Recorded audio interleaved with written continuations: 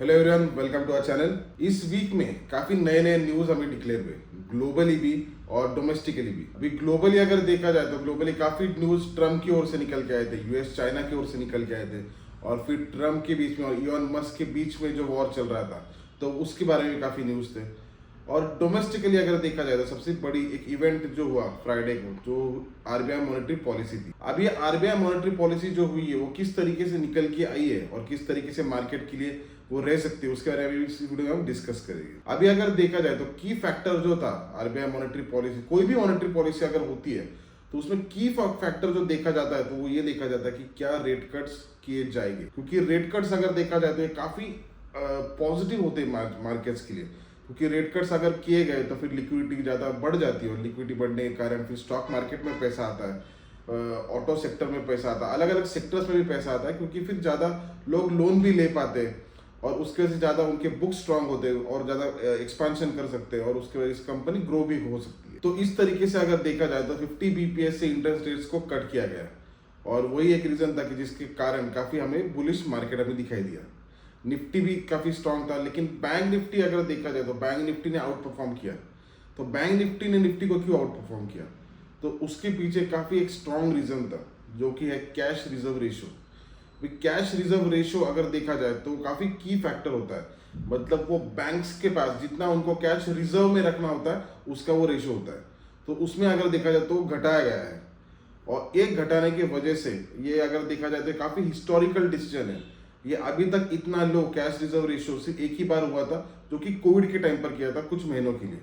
उसके बाद अभी ही ये इतना हुआ कि इतना लो कैश रिजर्व रेशियो में देखने मिलने वाला है। अभी इससे होने क्या वाला है, तो इसमें करीबन अगर देखा जाए तो 2.5 लाख करोड़ की लिक्विडिटी बैंक्स में आएगी, और ये जो पैसा ये बैंक्स और यूटिलाइज कर सकते हैं और लोन्स देने के लिए, और लोन्स अगर वो ज़्यादा देंगे तो उससे नेट प्रॉफिट भी उनका और बढ़ेगा। तो इसका बैंक्स के पास अगर देखा जाए तो बैंक्स को काफ़ी अच्छा फायदा इसका होगा, और वही हमें दिखाई भी दिया, क्योंकि बैंक निफ्टी अगर देखा जाए तो उसने काफ़ी आउट परफॉर्म निफ्टी को किया। तो अभी इन सारे न्यूज़ के बाद अभी आने वाले टाइम के लिए किस तरीके से मार्केट के लिए लेवल्स निकल के आ सकते हैं, फिर कौन से ऐसे लेवल्स हैं जो हमारे लिए इंपॉर्टेंट रहेंगे, उन सारे लेवल्स का भी इस वीडियो में हम डिस्कस करेंगे। अभी बेसिकली बैंक निफ्टी में अगर देखा जाए तो बैंक निफ्टी 57,000 अभी 56,500 की डायरेक्शन पर है, और 56,000 ये काफ़ी इंपॉर्टेंट लेवल है डाउनवर्ड साइड पर 56,000, और अपवर्ड साइड पर 57,000। अभी इस सिचुएशन में 56,000 से 57,000 तक मुझे लगता है कुछ भी करना चाहिए, क्योंकि काफ़ी कंफ्यूज लेवल है ये। और इसमें अगर 56,000 अगर ब्रेक अगर डाउनवर्ड साइड पर अगर होता है तो 56,000 ब्रेक होने के बाद मैं इसमें एक शॉर्ट ट्रेड लूँगा, और उसके बाद डायरेक्टली मैं उसको कैरी फॉरवर्ड में ट्रेड रखूँगा, और डायरेक्टली मेरा 1,500 पॉइंट्स की मेरा टारगेट रहेगा, जो कि 54,500 ये एक इंपॉर्टेंट लेवल है डाउनवर्ड साइड पर। तो ये मेरा टारगेट बन जाएगी, ऑलमोस्ट 1,500 पॉइंट्स की उसमें मूवमेंट में एक्सपेक्ट करूंगा। और अपवर्ड साइड पर भी अगर देखा जाए अभी दो ही चीज़ है, क्योंकि एक तो काफ़ी अपवर्ड साइड पर मूवमेंट हमें दिखाई दे सकती है, या फिर कुछ हद तक डाउनवर्ड साइड पर भी बड़ी मूवमेंट हमें दिखाई दे सकती है। क्योंकि ऑलरेडी अगर देखा है तो बैंक निफ्टी काफ़ी उसके ऑल टाइम हाई पर है और काफ़ी बढ़ चुका है। तो इसमें दोनों सिचुएशन हमें देखनी पड़ेगी। और अपवर्ड साइड पर अगर देखा जाए तो 57,000 अगर ब्रेक होती है तो मुझे ऐसा लगता है कि 58,800 तक जा सकती है, लेकिन 57,000 के बाद मैं उसमें बाय ट्रेड लूँगा। मेरा फर्स्ट टारगेट जो रहेगा वो 58,000 रहेगा, और उसके बाद मैं उसकी 50% क्वांटिटी उसमें स्क्वायर ऑफ कर दूंगा, और जो मेरा अल्टीमेट जो टारगेट रहेगा 58,800, करीबन 1,800 पॉइंट्स की मूवमेंट में इसमें एक्सपेक्ट करूंगा। और निफ्टी में अगर देखा जाए तो निफ्टी काफ़ी इंपॉर्टेंट लेवल पर क्लोज की हुई है, जो कि 25,000 है।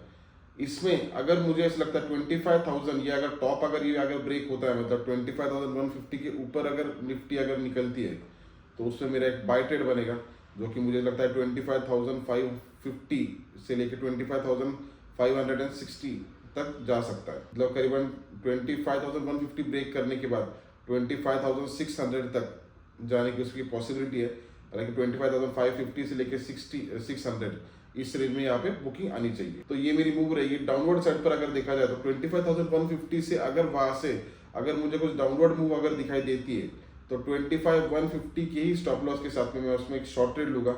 मेरा फर्स्ट टारगेट 24,800 रहेगा, और जो सेकंड जो टारगेट रहेगा ये बॉटम की लेवल रहेगी, जो कि 24,600 रहेगी। अगर वहां से अगर प्रॉफिट बुकिंग अगर आती है तो मैं उसमें वेट करूंगा। 1 आवर की कैंडल अगर उसमें डाउनवर्ड साइड पर अगर निकलती है तो तो ही मैं उसमें एक शॉर्ट ट्रेड लूंगा। और आने वाले दिनों में अगर 24,600 ये लेवल अगर ब्रेक होती है तो मुझे ऐसा लगता है कि उसके बाद 24,600 से 500 ब्रेक होने के बाद वापस आने जो नेक्स्ट जो लेवल रहेगी वो 24,000 तक निफ्टी हमें दिखाई दे सकती है। तो ये कुछ लेवल्स रहेंगे निफ्टी में और बैंक निफ्टी में जो कि मुझे लगता है काफी इंपॉर्टेंट रह सकते हैं।